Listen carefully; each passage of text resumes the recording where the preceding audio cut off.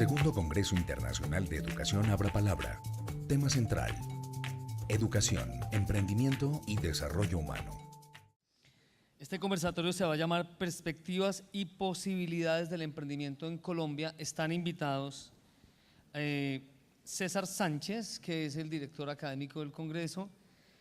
Está invitado Roy Thomason, Jorge Palacios. Él se retrasó el vuelo de Avianca dadas las condiciones de paro, entonces, pero estaba programado y queremos que participe y tenga algo que aportar también al proceso, y por eso está acá. Y sumamos, nos pareció importante sumar la presencia de Álvaro Sánchez, porque consideramos que también tiene muchos aspectos para aportar. Vamos a hacerlo de la siguiente manera. Cada una de las personas, empezando de mi izquierda, yo le voy a ir dando la palabra, voy a moderar, tiene 10 minutos para los queridos conferencistas, tiene 10 minutos para, uno, comentar la charla o en su defecto también articularla con el tema, cuáles son las perspectivas y posibilidades del emprendimiento en Colombia, también desde lo que se conozca, por ejemplo, desde el exterior, ¿no? Desde Estados Unidos, desde Washington, del tema de emprendimiento en América Latina. Obviamente la perspectiva de Thomason será más amplia por estar con una experiencia de asesor en varios países. Ustedes por sus sillas pasarán entregándoles unas hojitas, o el que desee puede, para eso es la agenda también, escribir una pregunta, la pregunta que desee, y las señoritas las van a ir tomando y nos las van a pasar. Nosotros vamos a ir, después de esos minutos, vamos a clasificarlas y yo le voy a dar la palabra a cada uno para responder preguntas del público. No se va a dar el micrófono. Las preguntas son por escrito para un asunto de orden y que, pues, evitar preguntas de exposiciones a la hora del almuerzo, que la paciencia es poca. Entonces, yo quiero invitar a que César Sánchez, doctor, ¿encontró la agenda? ¿Sí? Por favor, hay una agenda. Como todas son parecidas, uno puede dejar la agenda por ahí, alguien cogió, ¿sí? La próxima las marcamos con vuestros nombres, pero ahí hay unas anotaciones que el doctor Álvaro Sánchez había hecho de la charla del señor Besudo. Entonces, si alguien ve que en sus primeras hojas hay una agenda escrita en letra cursiva, por favor dice, la tengo yo. Muy bien, entonces le daré mientras tanto la palabra al profesor César Sánchez.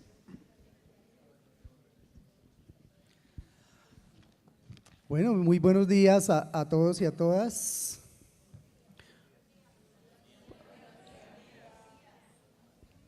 Por supuesto que lo ideal sería tener aquí a Jean-Claude Besudo, al señor Besudo, para no caer en la tentación de, como se dice popularmente, aprovechar que dejaron el cuero por acá en la mesa, porque sería muy interesante también conocer la interpelación, la interacción. Por supuesto, todos somos conscientes de ese compromiso que él tenía de viajar a Europa y le agradecimos que haya aceptado la invitación y nos haya dejado, pues, como un pretexto de análisis y de interacción con ustedes, unas reflexiones que consideramos que son muy importantes, y también algunas discrepancias que es importante ponerlas a discusión. Yo creo que hay que valorar muchísimo en Jean-Claude Besudo, en primer lugar, ese distanciamiento que él tiene, que yo sí considero que es muy característico de un emprendedor, de las realidades que observa, como también es característico de ustedes cuando se dedican, por ejemplo, a la investigación científica, los profesores, ¿no? Siempre uno tiene que tomar como cierta distancia para no caer en lugares comunes, y en ese sentido el discurso del señor Besudo es muy propositivo, porque digamos que pone en tela de juicio una serie de categorías que, como ustedes decían, cuando nos asignan la tarea obligatoria de asumir la cátedra de emprendimiento, dejémosela a César, que como ese trabaja en gestión, así no sepa nada, hay que cumplir con la normatividad vigente que obliga a las instituciones a promover y a fomentar el emprendimiento. Pero generalmente, y más si soy una persona que no tengo ni la vocación ni el conocimiento, seguramente voy a ser proclive a caer en ese tipo de generalizaciones, como las que él planteaba, ¿no? Hablar de pasión, hablar de liderazgo, hablar digamos, de una serie de categorías que se dan por sentadas y que no se discuten. Entonces, la primera reflexión que yo hago con respecto a la propuesta del profesor es que es enriquecedora porque es creativa, toma distancia, es crítica e invita a pensar sobre, digamos, cosas de fondo. La primera de ellas, por supuesto, que me parece muy importante, que decía ahorita en su pregunta la profesora Rosa Ligia, la relación entre, digamos, primero que todo, cuestionarse qué es lo importante. Creo que eso es una reflexión válida, más que todo necesaria frente a la realidad existencial de las personas, que más que cumplir con una normativa como tal, interesa llegar a situarnos en un plano de análisis en el que, digamos, lo más importante sea valores de estirpe eminentemente humana y sobre todo que conduzcan a una relativa estado de felicidad o bienestar de las personas. Creo que es un pensamiento humanista que siempre hay que destacar. De otra parte, creo que también quiero iniciar con una discrepancia en relación con el planteamiento del señor Besudo en cuanto a que el emprendimiento, la empresarialidad o esta capacidad no sea susceptible de ser modificada o de ser desarrollada o de ser, digamos, enseñada, aunque enseñada no me parece el término más adecuado. Nosotros hemos tenido, y pues a esto se referirá seguramente el doctor Álvaro, yo he tenido el privilegio de acompañarlo a él en una investigación hace muchos años que logra ahorita un hito importante. Esperamos mañana tener acá el lanzamiento después de su conferencia del libro que da, digamos, culmen a este esfuerzo de más de, yo creo que 10 años, y en el caso de él, por lo menos yo creo que unos 30 años de trabajo de investigación, de reflexión y de formación de empresarios. Muchos tal vez aquí en Ibagué lo conozcan a él, porque en sus emprendimientos de tipo educativo y empresarial ha tenido la oportunidad aquí también de formar muchas personas en el Tolima. En ese esfuerzo y en esa, digamos, en ese propósito de construir una propuesta teórica, uno llega a la conclusión de que efectivamente hay suficientes evidencias para demostrar que cualquier competencia humana se puede desarrollar, y eso lo ve uno en casos supremamente extremos, como personas que nacen casi que sin ninguna esperanza de ser, ¿cierto? Uno ve casos ya, digamos, dramáticos como el de una Helen Keller que nace sorda, ciega, parapléjica y llega a ser una persona con una extraordinaria capacidad de liderazgo, de proyección humana y profesional increíble, o un Stephen Hawking, o bueno, podríamos mencionar muchas personas. ¿Cómo se llama, profesor Juan Camilo, el australiano del cual tú escribes? Nibujiski, ¿no? Uno dice, bueno, estas personas que aparentemente tienen todo en contra y no tienen las competencias ni siquiera físicas y logran superar todas las limitaciones genéticas y sociales. Y nosotros como docentes creo que nunca podemos renunciar a eso, porque tocaría definitivamente buscar otra profesión. El día que uno acepte que no se puede modificar la competencia humana, no tendríamos nosotros nada que hacer.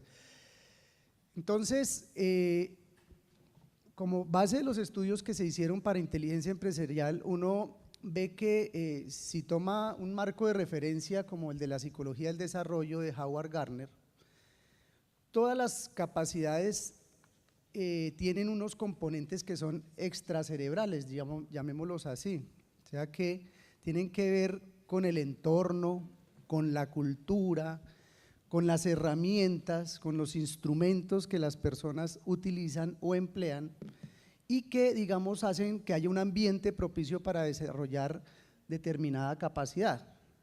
Uno podría poner un ejemplo que es muy conocido en el mundo, que es el método Suzuki que se ingeniaron los japoneses para promover el desarrollo de la inteligencia musical, y que lo lograron con tal éxito que ve uno niños o niñas de 9, 8 años siendo concertistas con una filarmónica, actuando como solistas con toda la calidad y la competencia que lo haría una persona con muchísimos años de esfuerzo, dedicación y de práctica. Si así se puede hacer con la inteligencia musical, se puede hacer con todas. Entonces la propuesta del doctor Álvaro y de muchos otros teóricos del emprendimiento y de la empresarialidad se apuntan a eso, y por lo tanto creo que vamos a tratar de tener ojalá la oportunidad de conversar con esto del señor Besudo para podérselo decir personalmente cuál es nuestra opinión frente a ese determinismo. No creemos francamente que las personas sean o no sean algo, las personas son lo que se proponen ser y lo que el ambiente, sus condiciones personales, mentales, genéticas, se le posibilitan. Entonces, en ese sentido, tendríamos solamente eso que argumentar. Y ya, para cerrar, pasando al tema que nos convoca a todos y a todas acá, que es, digamos, la relación, la confluencia entre las dimensiones de la empresarialidad y de la educación. Yo creo que hay que felicitar aquí al director del Congreso, a Ricardo Cadavid, por la analogía que hizo con el pasaje bíblico, que creo que lo logró captar muy bien, el papel del docente y cómo le devolvió la pregunta a todos los profesores y profesoras que habían planteado ¿cómo hacemos si es que no hay las condiciones, si es que la tierra no da, si es que los estudiantes no quieren, si es que los profesores tampoco? Y es precisamente, bueno, esa es la tarea de nosotros, precisamente cambiar las condiciones que nos son adversas, porque la inteligencia empresarial, que creo que la tiene la profesora que nos dijo que está haciendo los abonos con sus estudiantes, permite precisamente cambiar las condiciones socioculturales y filogenéticas y nos permiten con mucha esperanza afirmar que cualquier circunstancia se puede transformar para posibilitar el desarrollo de cualquier competencia humana. Y menos mal, queridos y queridas docentes, porque repito, si no fuera así, nos toca dedicarnos a hacer abonos orgánicos con la profesora de Icononsu. Esas serían, digamos, mis reflexiones puntuales. Muy bien, fue la intervención del doctor César Sánchez. Les recordamos que ustedes pueden en su agenda, ¿sí? Esta agenda no la cuiden, no es para que la consientan todo el año, pueden escribir la pregunta, arrancar la hojita, ahorita pasan y nosotros las vamos a ir. Cualquier pregunta, interrogante que vayan teniendo, pueden escribirlo, ¿cierto? No les dé temor. Y ahora pasan recogiéndolas. Vamos entonces a escuchar al señor Roy Thomason. Espero que después de las intervenciones de escuchar no digan, ay no, ese era el del taller al que yo quería ir, me quiero cambiar. Entonces, muchas gracias, bienvenido señor Roy Thomason. Gracias, espero se puede entender mi Spanglish. Escuchar las palabras del señor Besudo, espero que ustedes noten muy bien porque sus palabras tienen mucho poder, muy poderoso. Y para mí Es las mismas palabras de mí para hoy. Pero ese yo soy un eco de él, de mis palabras. Pero yo quiero reforzar tus ideas. Primero que nada, mil gracias a ustedes, a la Fundación de Funda, por este evento. Para mí es un evento especial porque me gustan mucho los eventos afuera de las capitales, en donde las personas en los campos y las áreas rurales se pueden participar, porque soy un joven de un área rural, mi pueblito tiene 150 personas, y yo entiendo muy bien los retos de los jóvenes en las áreas rurales, porque ellos son afuera de los recursos de las capitales, de la información, de las conexiones. Por eso este evento tiene mucha importancia por Tolima, Ibagué y también por los otros jóvenes en los pueblitos. Acá, tengo mucho respeto por ustedes como docentes y profesores en los colegios, las universidades, porque particularmente en las áreas rurales ustedes son los motores, son los líderes en ese tema. Y ustedes son los líderes por el futuro de ese país, de esa área. Y ese futuro para mí es un tema que me gusta mucho, porque es el futuro de todos nosotros. Estuve como hace un mes o más en una sesión en Naciones Unidas en Nueva York, y en mis palabras finales yo explico que sin emprendimiento no tiene futuro nada. Nadie persona tiene futuro sin emprendimiento, porque los jóvenes, si ellos no tienen futuro, ellos no tienen confianza, no tienen esperanza, no pueden hacer algo, no pueden desarrollar su propia vida, y este afecta a todos nosotros también. Por eso es la importancia de este trabajo. Y yo sé, es un trabajo de ustedes, de trabajo de corazón, más de trabajo de normal. Pero ese futuro también, pienso, es importante, como explico el señor Besuda, que cambia nuestra mentalidad. No se puede tener una idea de negocio del siglo XX o del siglo XIX. Necesitamos un nuevo modelo de negocio para el siglo XXI. Eso es diferente porque el mundo está cambiado, la tecnología impacta mucho, tiene muchas oportunidades, pero también tiene muchos retos. Pero es un cambio tiene mucho potencial por los jóvenes en las áreas rurales, porque ellos si tienen acceso a Internet, se puede tener la misma información que los jóvenes en China o en Estados Unidos. Y esa es la importancia de un cambio. Pero la idea de mentalidad es más no necesitamos más ismo, no necesitamos más de capitalismo, de socialismo, de más de los ismos. Estamos en esta época, necesitamos saber cómo puede sobrevivir. Es muy básico cómo se puede los jóvenes aprender cosas que se puede ayudar a sus familias a sobrevivir. Para mí es una idea de negocios diferente, porque los negocios de esta época necesitan, como explico el señor Besuda, ser negocios responsables por sus comunidades, por el medio ambiente, por las relaciones y todos. Es importante del futuro de nosotros.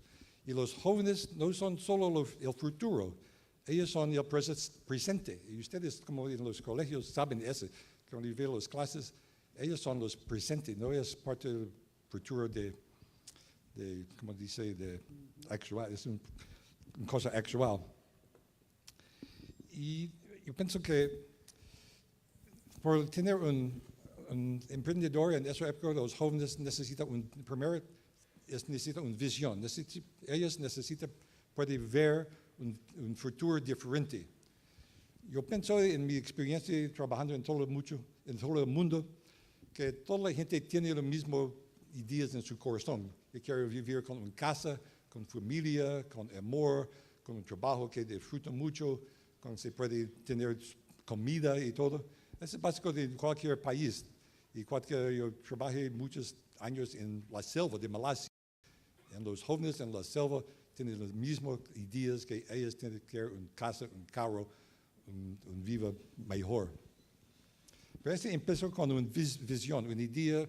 Y un problema con los emprendedores jóvenes, muchos de ellos, pienso en las áreas rurales también, no pueden ver esa visión, no tienen un futuro, no pueden ver un futuro diferente. Ellos viven, como explico, una persona en realidad de su vida.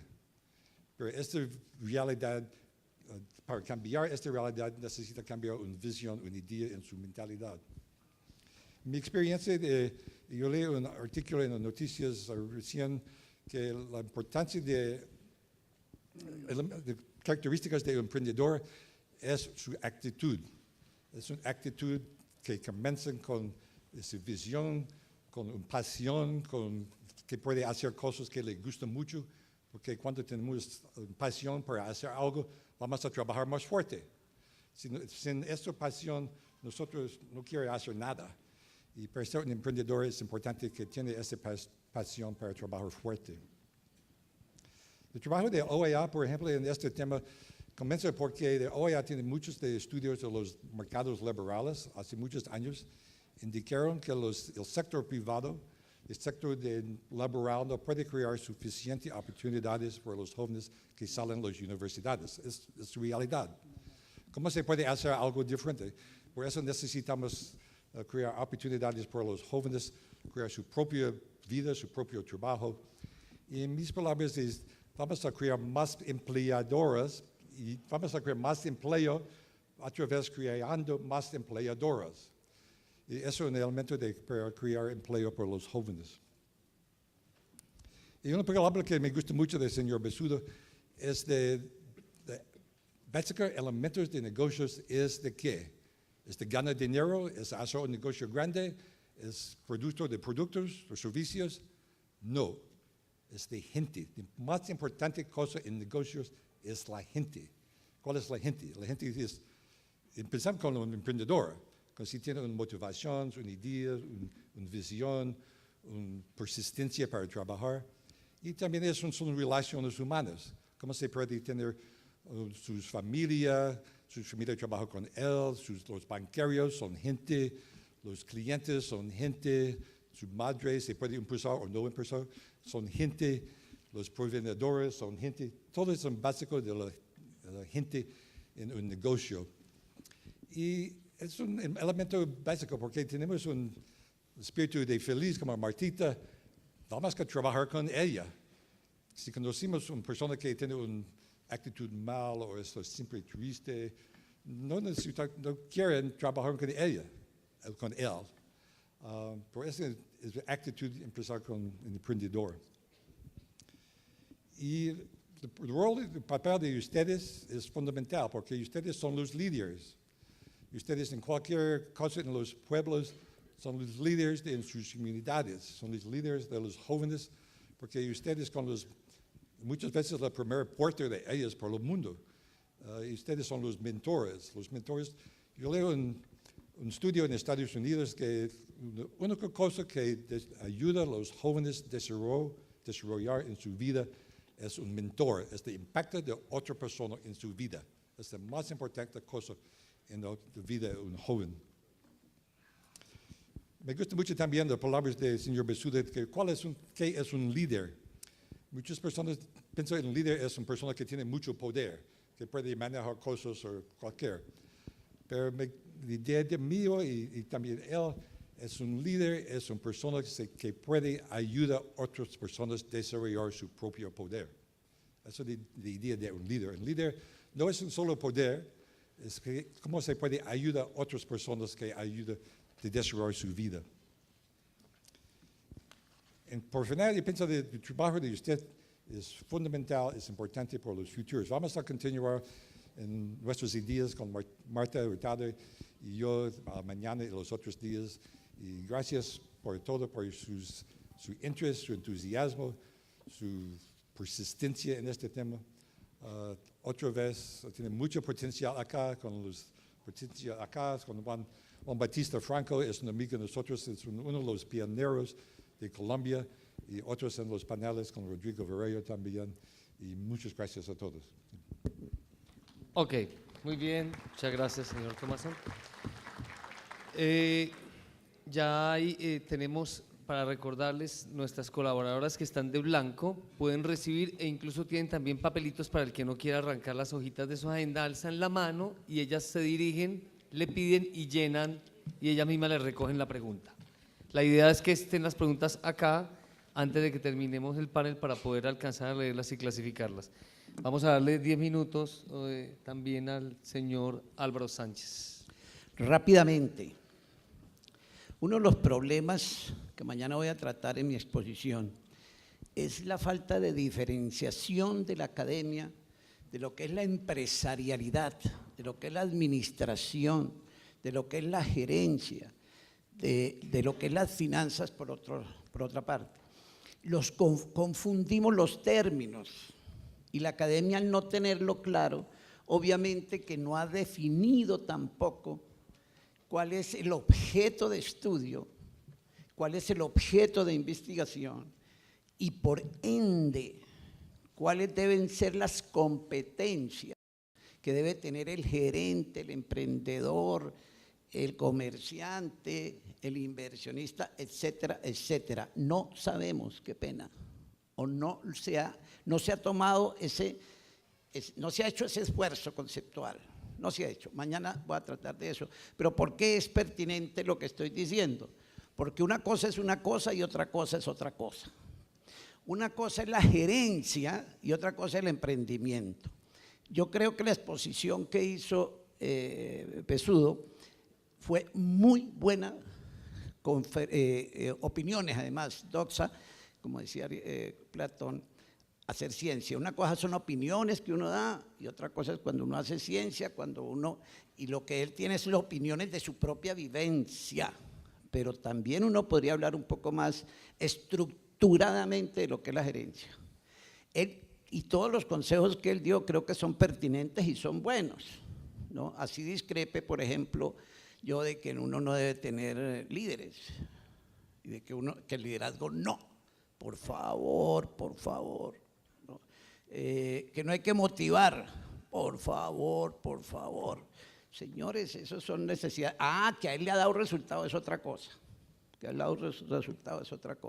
Entonces yo siempre me angustié porque en todas las preguntas que se le hicieron contestó como un extraordinario ejemplo de gerente que es. Pero en la otra deficiencia es que no, el emprendimiento él no lo entiende la gerencia.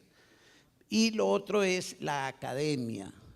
No, hubo muchas preguntas que no quedaron resueltas, que no se contestaron, porque el espíritu fue académico de quienes hicieron las preguntas y nos fuimos por las ramas. Por ejemplo, de que cuál deben ser los contenidos de una cátedra de la empresarialidad y no se precisó en ello. Y es necesario que aprovechando este evento precisemos qué es el emprendimiento y cuál es su objeto de estudio, su objeto de investigación, sus contenidos y cómo es que podemos transmitir esto a nuestros alumnos. Una pregunta que me pareció fascinante fue la de que dijo una compañera, dijo, bueno, ¿qué hacemos que la mentalidad de mis alumnos son de muy pobres? Pues señores, esa es una de las preguntas fundamentales y que es necesario darle respuesta. ¿Qué hacemos para nosotros mismos? Qué pena. Para nosotros mismos no ser capaces de ser empresarios. Y ahí voy llegando ya al otro tema que tengo que llenar con 10 minuticos, que es el de si hay posibilidades de emprendimiento en Colombia. Entonces, ahí lo primero que uno va a tener o que tenemos que enfrentar es precisamente esa mentalidad. Y esa mentalidad está configurada por paradigmas, por estructuras de creencia, de carácter cultural y de carácter social. No termino con esto, pero sí explico con esto. Mire, ¿uno qué hace? Mi mamá pobre, mi papá pobre, mis hermanos pobres, mis tíos pobres, mis primos pobres, mis vecinos pobres, mis amigos pobres, pues yo no puedo pensar sino como pobre. Así de simple y de elemental. Pero hay muchos empresarios y si nosotros vemos, hay un libro que muy bueno por cierto, que dice A Puro Pulso, y ahí vemos que eran personas pobres, pobres, pobres. O sea que los pobres sí podemos, pero siempre y cuando sepamos cómo dar ese salto cuántico, cómo salir de nosotros mismos, cómo salir de nuestra cultura, cómo salir de nuestro medio. Entonces sí hay posibilidades de emprendimiento siempre y cuando podemos superar los problemas de carácter cultural y esas creencias que tenemos de nosotros mismos. Ahora bien, hay algo que es muy importante, que aquí muchos se dicen empresarios. Yo no sé si decir esto, Dios mío, de pronto me meto en líos, como los hijos de Uribe, ¿no? Que son empresarios. Hombre, ser empresario de esa manera es muy fácil. No, que me den a mí comprar un terreno en 2 pesos para venderlo en 1.000 mañana, porque las posibilidades del Estado hacen posible de que eso se haya valorizado en eso. Entonces pero sí hay que tener en cuenta dentro del empresarismo que hay que también beber de las fuentes de los contratos del Estado, ¿no? Pero eso es otro tema. De todas maneras, yo sí creo que empresarios, verdaderos empresarios, hay en todas las condiciones sociales y que nosotros estamos viviendo unos tiempos propicios para ello. Creo que este es un esfuerzo gigantesco que ha hecho aquí el doctor Ricardo Cadavid y esfuerzos que estamos haciendo en muchas partes, porque hemos visto que del emprendimiento social y humano, porque es que a veces creemos que el emprendimiento no es sino para conseguir plata, no, qué pena, pero estamos los emprendedores sociales que son los que también pueden crear un nuevo futuro, no solamente para la patria, sino para los destinos del mundo. En este momento, el mundo está viviendo un momento en que solo los empresarios de la vida, los empresarios de la esperanza, pueden ser la respuesta que necesita la supervivencia de la raza humana.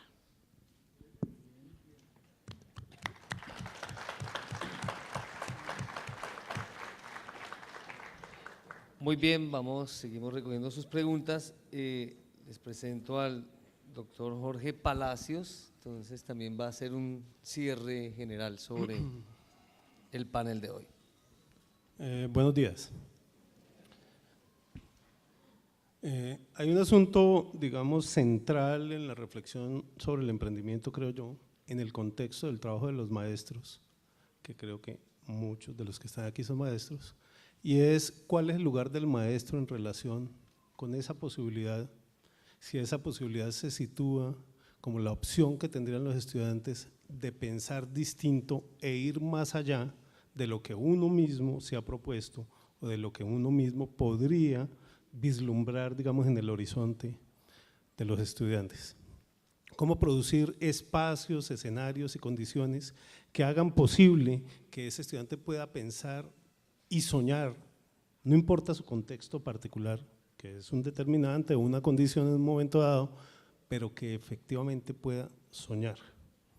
Digamos que es un reto para los maestros fundamental, porque tiene que el maestro superar su propia condición, superar sus propios límites y superar su propia comprensión acerca del mundo en el que está viviendo, para entender que el mundo se proyecta hacia horizontes distintos y que esos horizontes deben ser buscados y perseguidos por sus estudiantes. Entonces me parece que es un reto al mismo tiempo difícil, pero súper interesante. Digamos que está en el centro de la misión y el sentido del trabajo del maestro y de la maestra. Nosotros hemos conocido emprendedores de diversa índole. Por ejemplo, José Arcadio Buendía fue siempre un emprendedor. Salía a buscar lo que nunca encontraba. Trataba de construir lo que nunca lograba. Buscaba más allá de donde era posible y no llegaba, pero siempre fue un emprendedor. No sé si de pronto ustedes han tenido la oportunidad de ver un documental que están presentando ahora que se llama Buscando a Sugar Man, que es una historia muy interesante de un cantante norteamericano de origen mexicano, nacido en Detroit, trabajador, o sea, perteneciente, digamos, por familia y por su trabajo a la clase trabajadora de la ciudad de Detroit, donde están las grandes empresas de automovilísticas, de carros, la Chrysler y esas cosas. Y el tipo, en su juventud, cantaba en los bares y alcanzó a producir 2 long play. Pero nunca, digamos, tuvo éxito y él siguió pues en su trabajo, fue líder en algunos sindical y estuvo en algunos, comprometido con algunos trabajos en ese sentido. Pero resulta que una vez una australiana que andaba de paseo en Estados Unidos compró uno de los discos de Sugar Man Rodríguez y lo llevó a Australia. En Estados Unidos nunca se conoció, en Australia se regó como pólvora y en Australia se vendió muchísimo. En Australia no, perdón, en Sudáfrica, Y él nunca supo que esa historia estaba sucediendo, pero además él fue el poeta de los Afrikaners, que son, digamos, los blancos que luchaban contra el apartheid. Él fue el poeta de la lucha de los surafricanos. Se tejieron leyendas, por ejemplo, que había muerto quemado sobre el escenario, que había muerto de una sobredosis, en todo caso que había muerto. Hasta que por alguna razón algún periodista le dio por escudriñar y empezar a buscar. Un periodista y un productor que había vendido discos en Sudáfrica. Y hacen todo el recorrido y la pesquisa y lo buscan hasta que llegan al primer productor gringo y lo llaman y le preguntan dónde murió y cómo murió Sugar Man. Y él les dice, él no ha muerto, él vive por aquí cerquita. Y los tipos no lo pueden creer y se van a Estados Unidos y lo encuentran en un barrio de la clase trabajadora norteamericana. Lo contactan y lo llevan a Sudáfrica 40 o 50 años después. En general, todos los que habían tenido contacto con él pensaban que era un cantante del estilo de Bob Dylan, pero mejor. Y cuando él llegó a Sudáfrica, fue increíble, el estadio completamente lleno y la gente completamente efervecida por la posibilidad de escucharlo. El poeta de los Afrikaners. Tal vez él no fue un emprendedor, tal vez, pero inspiró a muchos. Entonces a mí me hace pensar eso, que el sentido de lo que se quiere hacer, el alcance de lo que se pretende y la manera en que quisiera desarrollarlo, ¿sí?, es lo que le da el carácter a una posibilidad que es hacer cosas, hacer cosas.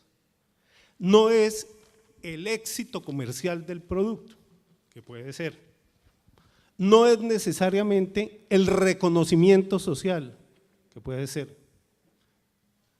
Son muchas cosas que están a la base de lo que cada uno de nosotros hacemos y que se constituyen la posibilidad de emprender o de hacer.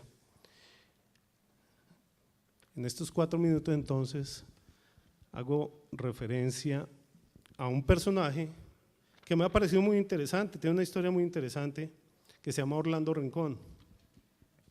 Él es una persona que yo conocí en Cali en una circunstancia muy particular. En realidad íbamos a tomar tinto donde una amiga común y ahí fue que lo conocí y él tenía una empresa, o estaba iniciando una empresa. 5 años después de la toma del tinto y del chocolate y del café, me lo encontré un día en un avión yendo para Bogotá y me contó que efectivamente su empresita había avanzado y yo, que siempre le vi pinta de antropólogo, ese día supe que era ingeniero de sistemas. En realidad él había estudiado ingeniería de sistemas de NEAFIT y había hecho, digamos, toda la formación de antropología en la Universidad de Antioquia. Y resulta que un día me solicitaron llevar un cuentero a una empresa que se llama Open Systems. Y yo, que tenía un festival allá, invité al cuentero, lo llevamos a Open Systems y había un tipo que todo el tiempo interpelaba al cuentero y que me parecía hartísimo, pero que cuando se terminó la función salimos a tomarnos un coctelito de fruta y hablé con él. Y era Orlando Rincón. Yo dije, no, pues Orlando Rincón trabaja acá. Entonces, oiga, ¿y qué? ¿Cómo estás? Y me dice, no, pues esta es la empresita. Entonces yo me volteé, había 100 computadores y Orlando Rincón era el dueño. Open System, la empresa más desarrollada en tecnología del software en Colombia hasta ese momento. Se jubiló a los 40 años y creó Parquesoft, que es el parque de la industria del software, que tiene ahorita, en este momento, después de 12 años, representaciones en Brasil, en India, en un montón de partes del mundo. Entonces me puse a mirar un video a propósito de esta ocasión de Orlando, hablando sobre el asunto, y cuenta en el video, ¿sí? Tengo el cronómetro, y cuenta en el video que nació en un barrio popular de Cali, pero no en un barrio popular, sino él dice en un barrio perrata de Cali. Como su papá y su mamá trabajaban en la calle y como aquellas cosas que suceden en esos contextos, tuvieron 10 hijos. Orlando fue el menor de los hijos. Y por alguna razón, seguramente ligada a eso, entendió que la economía era un conocimiento fundamental para el ser humano. Y a pesar de su condición de clase y a pesar de su pensamiento de izquierda, se fue encontrando con que entender la economía y adaptarse y trabajar en la dinámica del mercado era muy importante,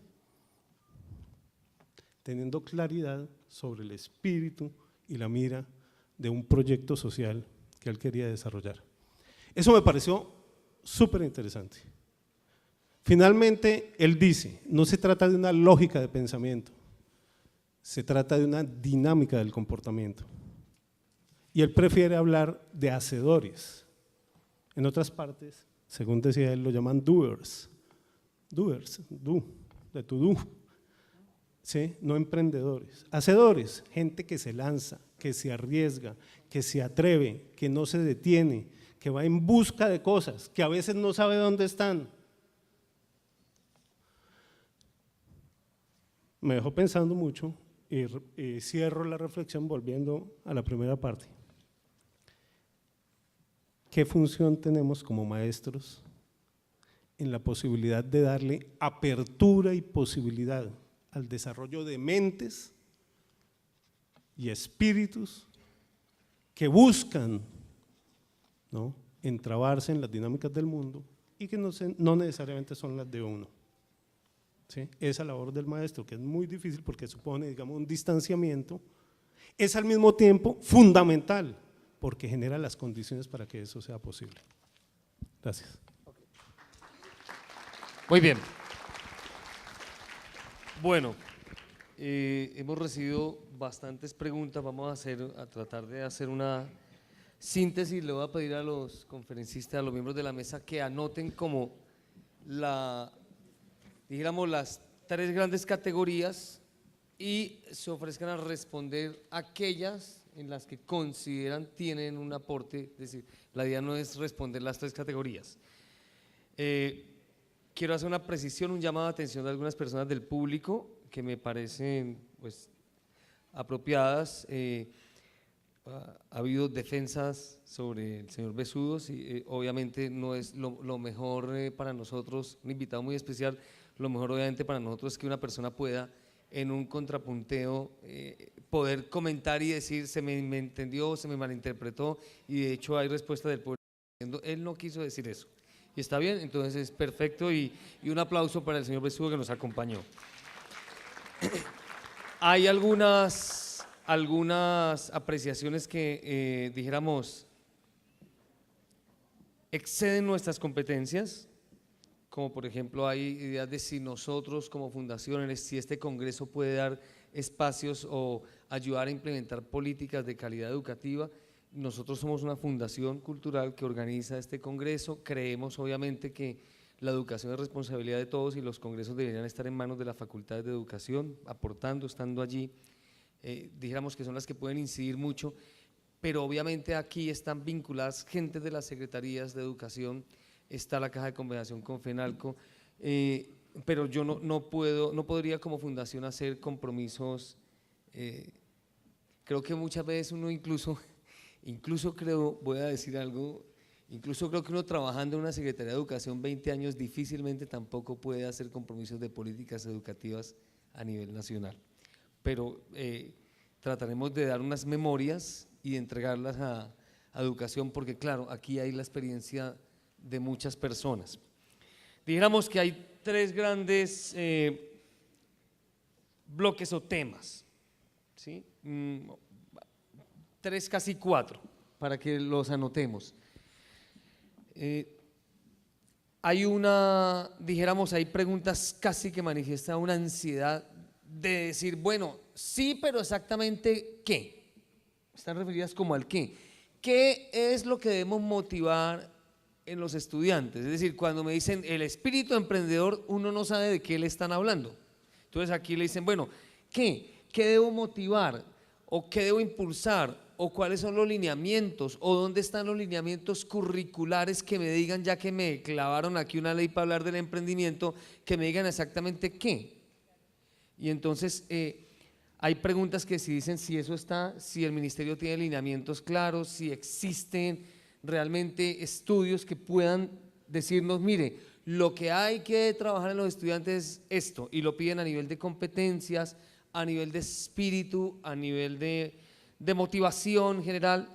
Entonces ahí hay como un gran, exactamente qué debemos, como que uno pudiera decir, mire, teoría de conjuntos es esto, bueno, emprendimiento exactamente qué es, para uno poderlo desarrollar. Hay otras grandes preguntas que se refieren al cómo, sí, hay grandes, hay unas que dicen, bueno, si resolvemos el qué, dígame cómo, si hago cátedras, si hago ejemplos, incluso hay preguntas, dicen ¿qué es mejor? Hay una pregunta, por ejemplo, que es muy didáctica, ¿qué es mejor para desarrollar el emprendimiento? ¿El trabajo de cátedra magistral o la práctica? Sí, entonces lo preguntan ¿cómo? Bueno, hay otras preguntas que las he constituido aquí, las he puesto aquí en la categoría de neurosis existencial, que pongo acá, que tienen que ver con ¿por qué me hablan tanto del emprendimiento o me dicen tanto de esto o tanto de esto cuando? Entonces empieza, mi rectora no me aprueba mis proyectos. ¿Qué hacer para que mis compañeros de trabajo no me desmotiven? ¿Por qué hablamos de que es tan importante y cuando desde aquí hasta el supervisor está mirando yo qué estoy haciendo y trabajando?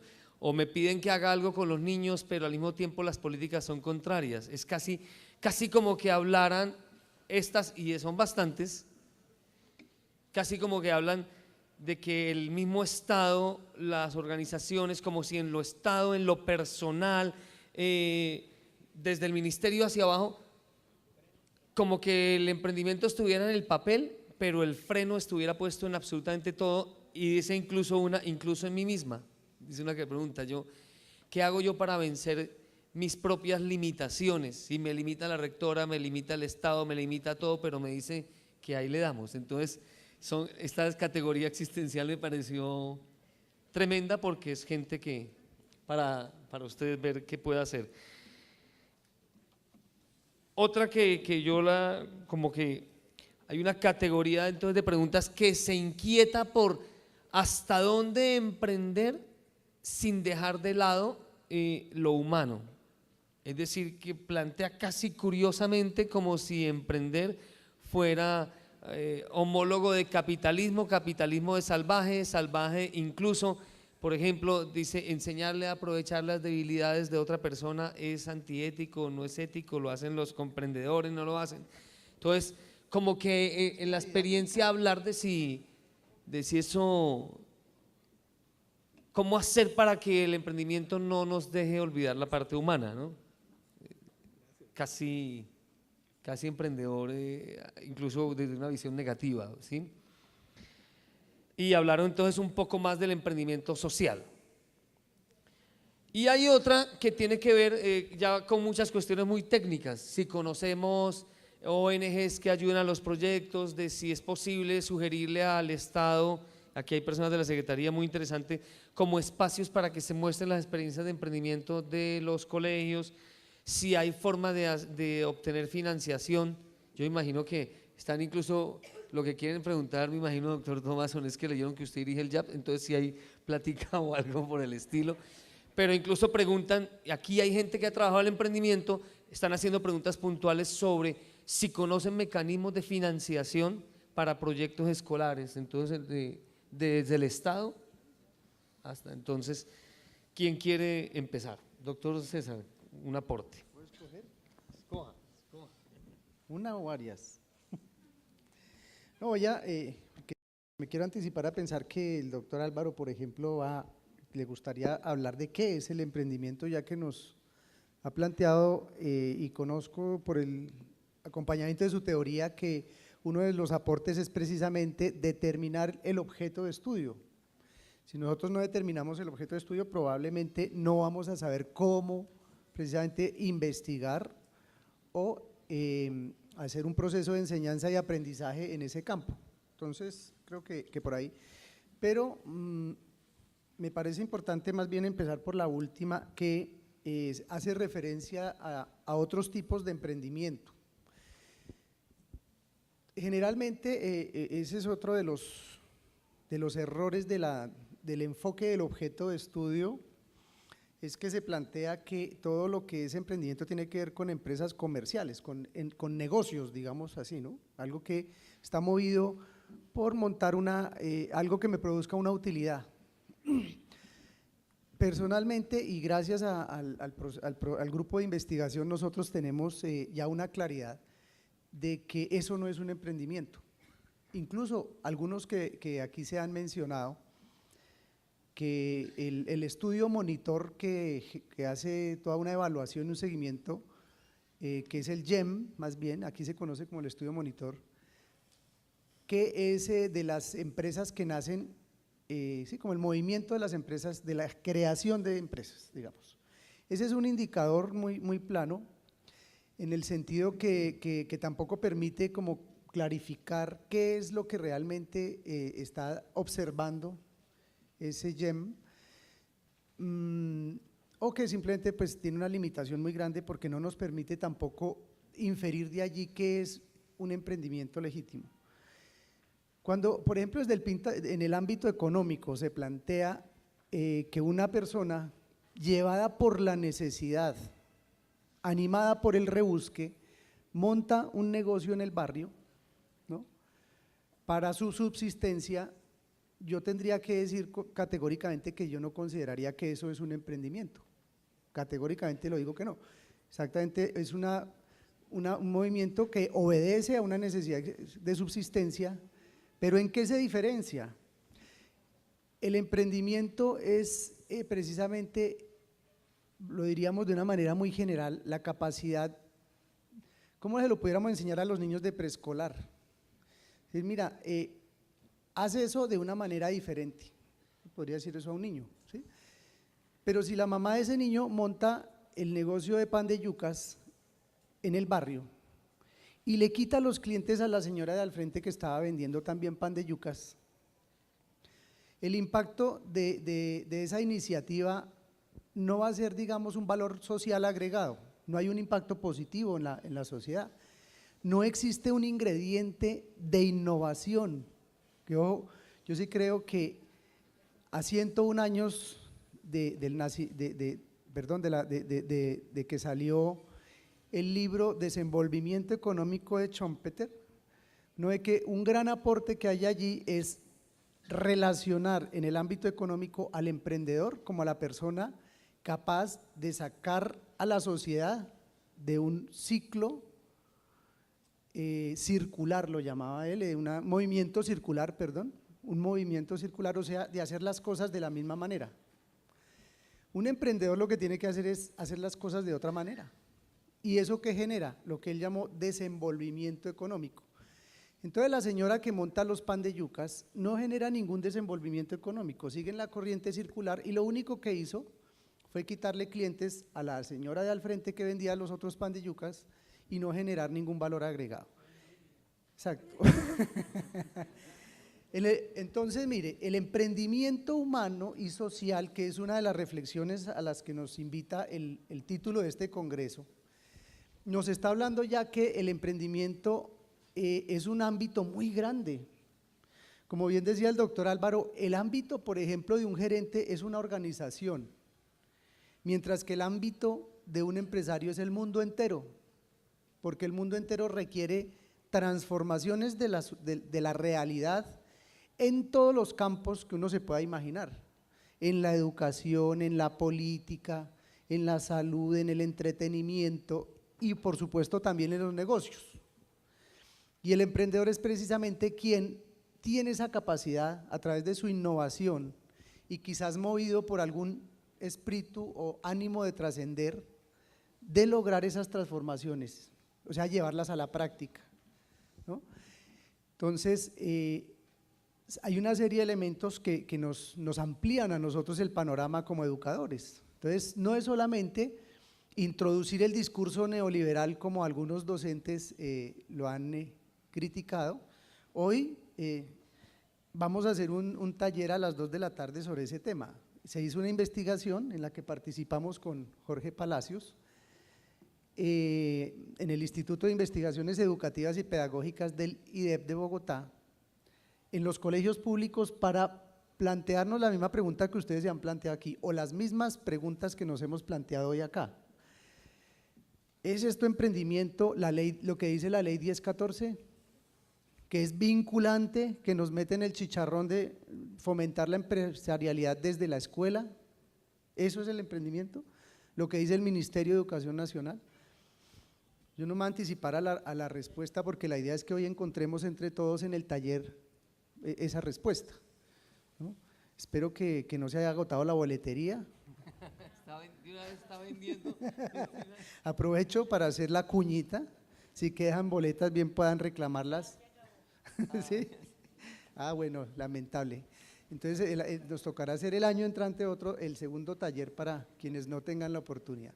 Entonces, ¿por qué lo planteamos acá? Porque uno ve que lo que interpela a la escuela es que se requieren cambios profundos. Nosotros vemos que propuestas como el de inteligencia empresarial o emprendimiento humano plantean que lo que hay que hacer es un cambio total de modelo. Es que no es solamente reflexionar cuáles son los contenidos de la cátedra de emprendimiento. Nosotros tenemos que reflexionar cuáles son los contenidos de la educación, cuáles son los contenidos pertinentes del sistema educativo. Un sistema educativo que solamente se dedica a evaluar a las personas y a las instituciones de manera externa, con preguntas de opción múltiple, ¿no? Para saber si usted sí es competente en la vida y si este colegio es de categoría muy baja o muy superior. Yo creo que de hecho ese ya es el primer planteamiento de fondo y a lo que apuntan todos estos modelos. Hay que hacer es una transformación total. Cuando nosotros trabajamos inteligencias múltiples y cuando trabajamos psicología del desarrollo y al marco que me refería al principio, lo que primero notamos es que hay una crítica legítima a cómo durante la historia de la educación, por lo menos en los últimos 2 siglos, pero bueno, digamos más en el último siglo, nos hemos concentrado a evaluar unas competencias que son muy útiles en la vida teórica. O sea, como nos pueden decir los amigos del Festival Mundo Palabra, los académicos. Oiga, doctor César, pero si usted tiene ese doctorado en educación o esa maestría en administración y bueno, y ese postdoctorado en ciencias, pero francamente, ¿usted qué sabe hacer? ¿No? Y claro, a mí me parece que es legítima la pregunta porque es que nosotros nos hemos dedicado a enseñar cosas que le dan a uno éxito en la escuela y que se mide con el indicador que mencionaba Roy Thomason, el IQ, el coeficiente intelectual que mide, digamos, sus capacidades lógicas de raciocinio para resolver problemas teóricos en un ámbito académico. Eso no le resuelve el problema, por ejemplo, de generar competencias para precisamente lo que estamos hablando aquí, para innovar y transformar la realidad, para conocerse a sí mismo y lograr también conocer a los demás y lograr empatía y sumar fuerzas y tejido social con ellos. No lo conseguimos a punta de coeficiente intelectual y mucho menos de exámenes de opción múltiple en los que realmente yo no sé cómo miden la competencia propositiva. Siempre me lo pregunto, bueno, pero no, si es que aquí mire, si usted responde A es que es muy creativo y si no, si usted responde D, no es creativo. No entiendo cómo logra eso quienes diseñan estas pruebas, porque realmente una competencia creativa se resuelve precisamente planteando algo que no puede estar en las 4 opciones, tiene que estar por fuera del cuadrito. Entonces, el emprendimiento hay que entenderlo como algo muy general, cuyo ámbito es la humanidad y cuyos mecanismos son la innovación y la transformación. Entonces, el emprendimiento humano y social amerita que nosotros pensemos en incorporar, ya que aquí hay muchas preguntas sobre el cómo, didácticas, metodologías, dinámicas, propuestas, educación experiencial, y para eso sí está la creatividad de los docentes, para lograr evaluar también el coeficiente emocional, por ejemplo, que eso tampoco se lo puede evaluar a uno el examen del ICFES, por ejemplo, ni las pruebas PISA. O el coeficiente empresarial, ¿por qué no? ¿Qué capacidad tiene usted de desplazarse creativamente y proponer algo diferente y llevarlo a la práctica? Porque si no, no es emprendedor tampoco, sería un inventor. ¿Sí? Hay inventores que tienen 1000 patentes. Nosotros tenemos aquí entre el público un gran amigo muy querido que es casi un genio, que crea muchas cosas que están aquí expuestas, pero si esas cosas no se llevan, no se socializan, ¿sí? no logran ser incorporadas a la cultura, no tienen ninguna transformación. Entonces, eso es lo que diferencia, lo decimos en el libro, a Thomas Alva Edison del primer Tesla, ¿cierto? El primer Tesla era su empleado, que él no, digamos, al principio no transformaba nada. Lo que le decía al otro, bueno, invente y yo vendo.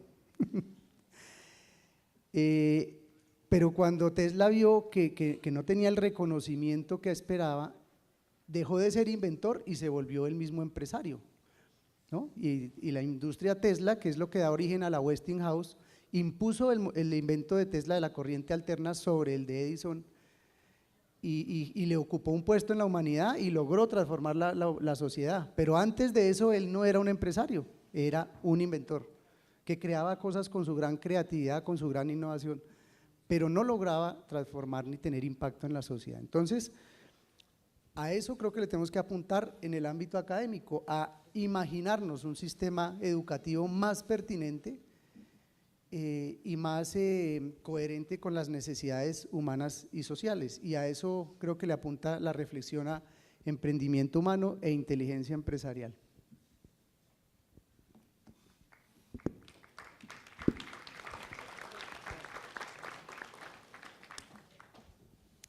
Gracias. Me gustan las preguntas qué y cómo. Y lo que me gusta mucho de este tema de emprendimiento es la creatividad. Por la creatividad es un elemento que sale de una persona en su corazón, de su espíritu, de su mentalidad. Y en mi vida yo vi personas en cualquier cosa se puede hacer un negocio, una vida de cualquier cosa, de creatividad. Si tiene un espíritu de música, se puede desarrollar música. En esa época se puede escribir música y vender en el internet, es fácil. Se puede hacer un acto para turismo. Si tiene arte o hacer agua puro. Cualquier cosa se puede hacer como un negocio. Pero los mejores son las actividades que salen de las personas de su corazón y su creatividad. Y mi idea es, todas las personas, todos los jóvenes tienen alguna habilidad. Si les gusta cocinar, si les gusta la música, les gusta bailar, cualquiera se puede adaptar como un negocio. Pero eso solo necesita una mentalidad de como emprendedor. ¿Y cómo hacerlo? Y en los colegios, yo pienso, estamos en el siglo XVIII, porque tenemos una metodología, disculpe, desde, se dice en el Caribe, talk and chalk. Hablar y escribir las notas en el piso. Y los jóvenes, como mi hija, después estamos visitando a mi madre, que quieren hablar mucho. Mi hija dijo, mis oídos son cansados. Muchos de los jóvenes tienen oídos cansados, porque ellos no quieren escuchar más. Su mente es lleno de escuchar. Tienen mucha energía, tienen muchas atracciones otras, y quieren hacer algo. ¿Y cómo se puede hacer algo? ¿Cómo se puede integrar las ideas para hacer algo en los elementos que ellos necesitan aprender en las clases? No es un misterio. Hay muchos ejemplos de personas que empezaron con nada, pero tienen una mentalidad no son pobres, pero la mentalidad no es pobre, mentalidad que quiere avanzar. Y como el señor Bisuto tiene referencia de las palabras del señor Darwin, ¿conoce Darwin? Darwin explicó muchas veces con la ley de fuerte, survival of the fittest. Solo las personas que son fuertes van a sobrevivir. Eso es incorrecto. Las palabras de Darwin dijeron que solo las personas que adaptar van a sobrevivir. Solo las cosas que se pueden adaptar van a sobrevivir. Es importante para el negocio. Hoy hay un producto que va a personas que le gusta mucho, mañana no le gusta. Otro día tienes que cambiar. El próximo año tienes que cambiar otro producto, otro idea, pero siempre por cambiar. Y eso es otra parte de cómo ustedes pueden ayudar a los jóvenes a aprender. No es solo transmitir de datos, es cómo se puede aprender a aprender. Porque en el negocio, cada día necesitan aprender algo, porque el mercado cambia, todos los casos cambian. Y el trabajo de un emprendedor es para solucionar los problemas. Si no le gusta solucionar problemas, busca otro trabajo. Porque un emprendedor, todos los días, todo momento, es solucionando problemas nuevos. Y ustedes no ayudan a los jóvenes a desarrollar esas capacidades para solucionar los problemas, ellos no son educados. Y lo que me gusta también es esta creatividad, porque eso es un poder que impulsa a personas que persistir. Y sin persistencia no tiene exitoso. Como el señor Edison. Edison está buscando los luces. ¿Cómo se puede hacer los luces? Tus asistentes de señor Edison, usted intenta 1000 veces hacer ese producto para tener una luz eléctrica. Y desde 1000 veces intentan, no funcionó. Y el señor Edison dijo, después 1000 veces, yo sé 1000 maneras no para hacerlo. Voy a buscar una manera, un correcto para hacerlo. Y después de eso tenemos luz hoy. Hay muchas otras maneras. En esos días tienen muchas metodologías, ustedes tienen muchos recursos, tienen mucha suerte, porque vive en Colombia tienen muchos programas, mucha experiencia, muchas personas con Juan Batista que puede ayudar a ustedes en desarrollando esas metodologías en sus escuelas. Me gusta una escuela en Quito, es mi favorito. Es una escuela fuera de Quito, pero ese principal, es el líder de de jefe de esta escuela, de los grados de 1, 2, 6 hasta 6, en cada de las clases tiene una clase de emprendimiento práctica en nuestro programa de laboratorios empresarial. Cuando ellos empiezan con el primer grado, el segundo cada uno, ellos tienen este laboratorio empresarial. El año pasado es el primer año que esas clases, desde el primer año por los 6 años, tiene este laboratorio. Y el cambio de mentalidad de los jóvenes estudiantes es completamente diferente. No es un misterio hacer algo, ellos saben, eso es normal para ellos para desarrollar. Y por final, mi idea es necesitamos todos ser emprendedores. Todos, ustedes, yo, todos. Sin esa mentalidad de ser emprendedor, no va a sobrevivir. Y ustedes como maestros o como docentes en las clases, supongo que muchos de ustedes no tienen experiencia en negocio.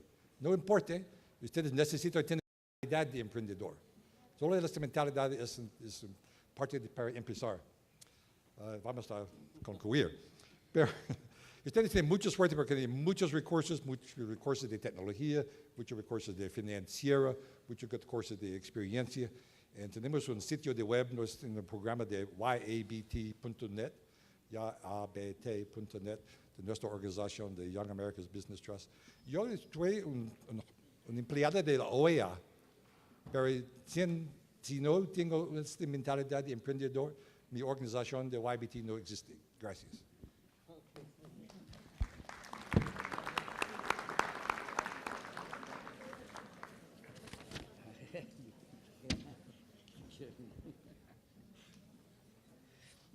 Bien, creo que ustedes ya están cansados.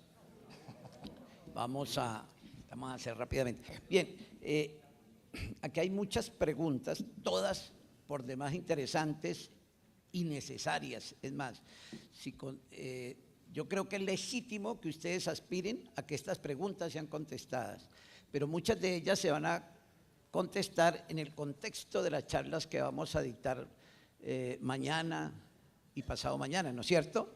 Hay muchas de estas preguntas que van a tener una respuesta en esta charla. Por ejemplo, mañana yo voy a hablar qué es exactamente, primero, dentro del marco de las inteligencias múltiples, yo creo que Howard Gardner no explica las 7 inteligencias o 9 inteligencias de Howard Gardner, no explican la civilización humana. Yo me vi en la necesidad de investigar y crear otras 5, que voy a hablar mañana, ¿no? De cómo por ejemplo, Howard Gardner no explica cómo se hace la guerra, cómo se hace una ciudad, ¿sí? O cómo Teresa de Calcuta puede alimentar a tanta gente, ¿no es cierto? Las 7 inteligencias de Howard Gardner iniciales no explican la civilización humana y mucho menos no explican el emprendimiento. Entonces, es la tarea de explicar qué es el emprendimiento por un lado y en segundo lugar, cómo poder enfrentarnos a los impedimentos fundamentales del emprendimiento y el principal obstáculo que hay en el emprendimiento es usted o soy yo, pero usted siéntase ya culpable, por favor. Quiero sembrarle ese complejo de culpa. Uno es el principal culpable de no ser emprendedor. Pero entonces hay cuestiones de carácter cultural, como les decía en mi pequeña intervención anterior, pero también de condición social y económica que nos tiene mellados, que nos tiene hipnotizados, que nos tiene limitados, somos limitaditos, no nos digamos mentiras. Y eso tiene que tener una respuesta. ¿Cuál es la respuesta? Cambiar la estructura de creencias. ¿Qué es lo que creemos? Todo lo que nosotros creemos, esa es nuestra realidad. Nosotros hacemos nuestra realidad conforme a lo que dentro de nosotros existe como creencia. Entonces nosotros vemos que las creencias del ser humano son muy limitantes. Yo les diría, por ejemplo, rápidamente, me da pena, pero la voy a hacer. Yo les diría a usted, ¿usted cuánto está ganando? 3 salarios mínimos, 8 salarios mínimos, 10 salarios mínimos, pues ese es el valor suyo como ser humano real. ¿Ah? El ser humano no tiene valor humanamente hablando, pero tiene un valor por el cual se vende. No nos digo mentiras. Entonces, ¿qué es lo que yo quisiera? Caramba, romper todas esas cadenas que nos atan y verdaderamente dar la libertad. La libertad es cuando yo puedo levantar mis alas como las águilas y conquistar los espacios que merezco como ser humano. Y ustedes todos lo merecen y lo merecen sus alumnos. Mientras no aprendamos a enfrentarnos a nuestras creencias, a esos paradigmas que nos atan y nos empequeñecen, no hay empresarismo. Hay buenas intenciones y estamos haciendo buenas intenciones. Es más, damos clases de gerencia, hacemos planes, pero mientras no haya un cambio radical dentro de nosotros mismos, que seamos capaces de saber que podemos conquistar el cielo, no hay empresarialidad. Podemos sí hacer microempresarios, ¿no? Como si fuera gran cosa, perdónenme, pero hacer microempresarios a mí me parece que es un contrasentido y es totalmente diferente a ser empresarios. En lo micro no cabe en la palabra empresarialidad. Nosotros estamos destinados a la grandeza y del tamaño de nuestras aspiraciones, del tamaño de nuestros objetivos, somos nuestro propio tamaño. Dime cuáles son tus objetivos y te diré quién eres. Por lo tanto, si hay algo que debe de empezar ya, es a romper las limitantes, forjándonos objetivos nuevos, pero objetivos de grandeza, objetivos que hagan posible que esa grandeza y posibilidades y capacidades que todos los humanos tenemos se hagan presentes y decimos aquí estamos y conquistemos lo que creíamos antes inconquistable. Y eso vamos a ver que sí es posible en el taller de mañana. Yo aprovecho para hacer mi cuña. Entonces, como vencer las limitaciones, lo vamos a hablar en esto, pero yo y para ustedes es muy completo lo que yo traigo para ustedes, porque también tengo un modelo de empresarialidad, donde dice, mire, uno debe tener esto, aprender esto, pero no solamente esto, sino a sentir esto, pero además no solamente sentir, sino creer esto, y actuar de esta manera, ¿no? Eso es un programa completo de emprendimiento que lo vamos a realizar mañana. Y finalmente, entonces, es un modelo muy completo el que traigo para resolver todas las preguntas. Finalmente, ¿hasta dónde emprender sin dejar de ser humano? Me parece esa pregunta tan ilustradora de muchas cosas. Primero, porque estamos limitando, como ya decía el doctor César Sánchez, el concepto de emprendimiento. No, emprender no es hacer un negocio industrial o comercial o de servicios. No. El verdadero emprendedor es el que realiza, como decía también Palacios, muchas cosas. A veces los verdaderos emprendedores ni siquiera sabemos a dónde vamos a llegar, como Cristóbal Colón, sino hacemos y un día despertamos en paraísos o en nuevos continentes de los cuales no teníamos ni idea de que existieran. Y ese continente que usted va a descubrir es el propio continente de su capacidad de fe, de su propia mente y de su capacidad también emprendedora que la tiene. Pero me estaba alejando del tema. ¿Hasta dónde emprender sin dejar de ser humano? Señores, el emprendimiento, como decía el doctor César, es social también, ¿no? Cuando yo hago un movimiento político, eso es ser uno emprendedor. Cuando yo ya ponía el ejemplo de Teresa de Calcuta, eso es hacer empresa. El que hace una escuela, hace una universidad, es un emprendedor. Es decir, todas las actividades humanas tienen mucho del espíritu emprendedor. Por eso les decía que si queremos cambiar el mundo, tenemos que cambiar estos límites. Un minuto. No, mentira. ¿Hasta dónde emprender sin hacer lo contrario? Es que olvidémonos del dinero, pero olvidémonos de que el dinero es malo, ojo, porque aquí es lo que está implícito, es subconscientemente creemos que el dinero es malo.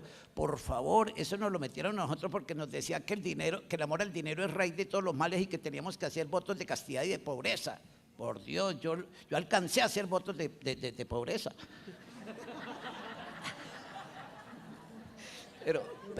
Pero luego me arrepentí.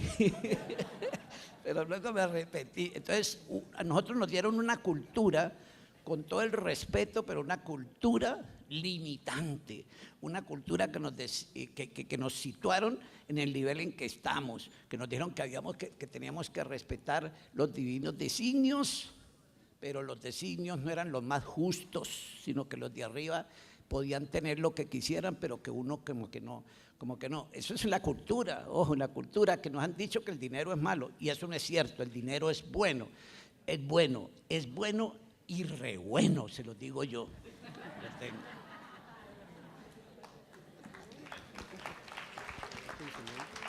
Aló.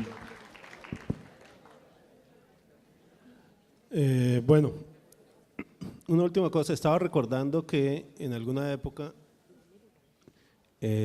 a mis hermanas mayores o a mis primas mayores, me acuerdo que les decían cuando se trataba de calificar a algún pretendiente, ese es un muchacho muy emprendedor. Y eso era un calificativo muy importante. O esa es una muchacha muy emprendedora, también oía uno eso. Y uno entendía que emprendedor quería decir pues que era una persona que era como echada para adelante, que buscaba alternativas, que ante la adversidad buscaba posibilidades, y creo que de alguna manera, digamos, eso está como en la condición humana. Es decir, no de manera antagónica o contradictoria como de pronto se podría entender, sino como una condición propia del humano, la posibilidad de buscar, encontrar, explorar, ir más allá, es propio de la condición humana. Yo un poco lo que digo aquí es que las dimensiones del emprendimiento se sitúan en múltiples posibilidades y en múltiples facetas, y por eso cuando se ha hablado de emprendimiento no solo económico o comercial, por ejemplo, sino de emprendimiento social, es muy importante tener en cuenta eso. Cuando les hacía la referencia previa al caso que les estaba mencionando de Orlando, me parecía interesante también que, digamos, el camino por el cual él exploró, que fue el parque de la industria del software, después se convirtió para nosotros en, digamos, en relación de trabajo con él, en un proyecto que se llamó el Parque de la Industria Cultural, y que fundamentalmente consistía, como el parque del software, en una incubadora de proyectos donde a la gente le ofrecía acompañamiento, lo que llaman hoy coaching, se le ofrecía apoyo de algunos recursos, pero fundamentalmente se le ofrecían, digamos, como un método para establecer en un término temporal, ¿sí?, la dinámica que permitía producir productos concretos. Porque de alguna manera lo que creo es que allí hay una combinación entre ingenio y método. Ingenio es toda esa dinámica de la creatividad, de la exploración, del riesgo, de la equivocación, como un valor también. Hay que equivocarse para poder avanzar, pero también hay método, y muchas veces adolecemos del método. Es decir, exploramos posibilidades, pero somos muy ligeros en la asunción de lo que estamos haciendo. No tenemos un método para medir las proyecciones en el tiempo, los factores que pueden estar incidiendo. Yo creo que esto también es muy importante porque las dinámicas del mercado y las dinámicas del trabajo han cambiado considerable en los últimos 20 años. Cuando uno se encuentra con amigos, con muchos amigos, en reuniones, en circunstancias diversas, y uno pregunta, ¿y qué estás haciendo? La gente le contesta a uno, estoy en un contratico o estoy en un proyectico. Lo que quiere decir es que la dinámica del trabajo ya no está establecida de manera preferencial en tiempos largos y permanentes, como algunos de pronto podemos tener vinculados de manera estable con nuestros lugares de trabajo, sino en condiciones, digamos, como de temporalidades repetidas, que supone el hacer proyectos, el desarrollar contratos, el estar en una dinámica, digamos, laboral y de mercado que está funcionando así. Eso tiene que ver con la flexibilización en las dinámicas laborales. Por eso, digamos, dar elementos en este sentido también es fundamental. No es solamente un asunto, yo creo, de espíritu, en el sentido más altruista del término, sino también una necesidad práctica para enfrentarse al mundo, a un mundo que cambió en sus maneras de abordar el trabajo y las relaciones de trabajo. Entonces, un factor que también han señalado aquí y que lo he escuchado y lo escuchaba también por parte de la persona que les menciono, es el factor de la innovación. Aquello que supone el valor agregado, aquello que transforma de alguna manera, aquello que le pone otro viso al asunto. Y decía Orlando en esa situación que a él cuando iba hacia el aeropuerto, seguramente sale mucho de Cali, siempre le llamaba la atención que había en el camino por la autopista sur, por la autopista, 100 negocios de arepas igualitos, los negocios, la arepita rica, sabrosona, con la misma, digamos, condimentación si se quiere. Entonces él exagerando decía, pero nunca me he encontrado una arepa con arequipe, o una arepa con dulce de mora. A mí sí me han dado una arepa con dulce de mora en alguna parte, pero fundamentalmente refería a aquello que de alguna manera transforma un poco la relación, digamos, común y normal que tiene. Yo quiero traer un pequeñito ejemplo, si Ricardo me da 2 minutos, para hacer referencia a algo que escribía yo para otra ocasión, pero que me ilustra sobre este asunto, y es el siguiente. Yo conocí, cuando trabajaba en la universidad, a una serie de muchachos cuenteros universitarios, porque en el contexto de la universidad empezamos a organizar unos festivales. Entre ellos, pues estaba presente algún personaje que está aquí en esta mesa. Y ahora me llama la atención, esto lo escribí para otro contexto, pero me llama la atención las vertientes que ha tomado el asunto.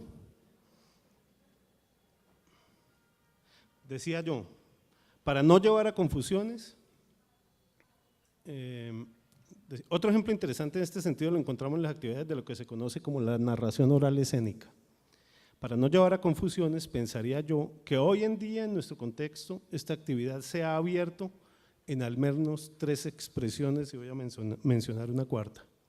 La más común, la que se desarrolla en las plazoletas y los parques, pero también en las universidades, es la que conocemos como cuentería. La derivación hacia arriba, no tanto en calidad como en el caché, que le da el nombre en inglés de stand-up comedy, que es la cuentería con ropita de marca. La derivación hacia abajo, no tanto en el caché como en la calidad, que le da el nombre comercial de los comediantes de la noche o similares, que es la cuentería sin ropita. Pues bien, hay otra modalidad que he descubierto en muchos cuenteros, que es ese espíritu emprendedor para organizar grandes eventos académicos y culturales, pero que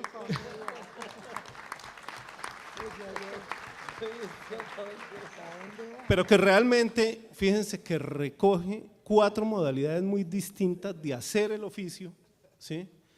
Y que cada uno tiene visos que va transformando las posibilidades, digamos, que se encuentran en la realidad. Me parece que esa parte también es muy importante.